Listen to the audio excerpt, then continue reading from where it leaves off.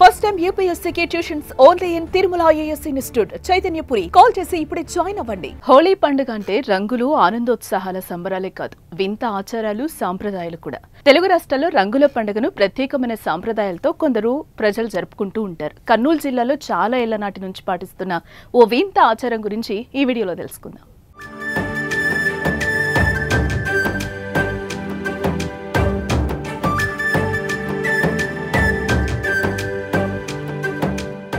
హోలీ వచ్చిందంటే చాలు అక్కడ మగవారంతా ఆడవారుగా మారిపోతారు. చీరలు కట్టుకుని మహిళల మాదిరిగా అలంకరించుకుంటారు. అలా మగవారంతా మహిళల వేషధారణలో వేడుకల్లో పాల్గొని బసవేశ్వర స్వామి ఆలయంలో పూజలు నిర్వహిస్తారు.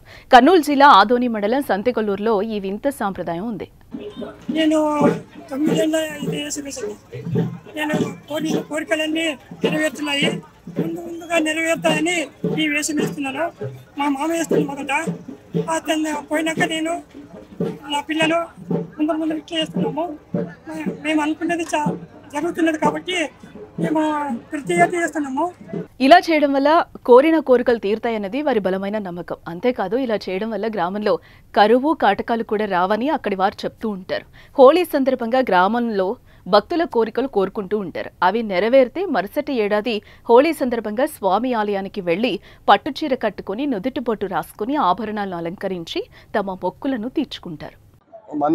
మన్మధుడికి మోహం కలిగించడానికి ఆడవారి వేషంలో ధరించి ఆయన కోరిక తీర్స్తే మన కోరికలు కూడా తీరుస్తాడని నమ్మకం.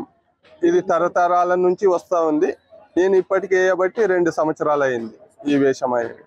పంటలు బాగా పండుతాయి, పిల్లలు బాగా చదవాలని, సుఖశాంతులతో ఉండాలని, అన్ని విధాల దేవుడు అనుగ్రహం ఉండాలని కోరుకుంటూ వేషం. 2 రోజుల పాటు జరిగే ఈ వేడుకల్లో రతిమన్మధుడు రథోత్సవం, కామదహనం, శవయాత్ర విభిన్న వేషధారణలో ఆకట్టుకుంటాయి. సంతెకొల్లూరు గ్రామం కర్ణాటక బోర్డర్లో ఉండడంతో ఏపీతో పాటు కర్ణాటకలోని వివిధ ప్రాంతాల నుంచి భక్తులు హాజరవుతారు.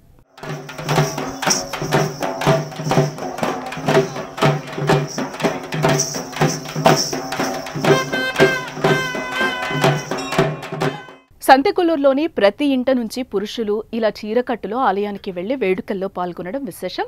తరతరాలుగా వస్తున్న ఈ ఆచారం, ఈ సాంప్రదాయాన్ని ఉన్నత విద్యావంతులు, ఉద్యోగాల్లో ఉన్నవారు కూడా పాటిస్తున్నారు. సంపన్నుల మొదలు దినకూలీలు కూడా ప్రతి మన్మధుల మొక్కులు తీర్చుకుని ప్రత్యేక పూజలు నిర్వహించడం విశేషం.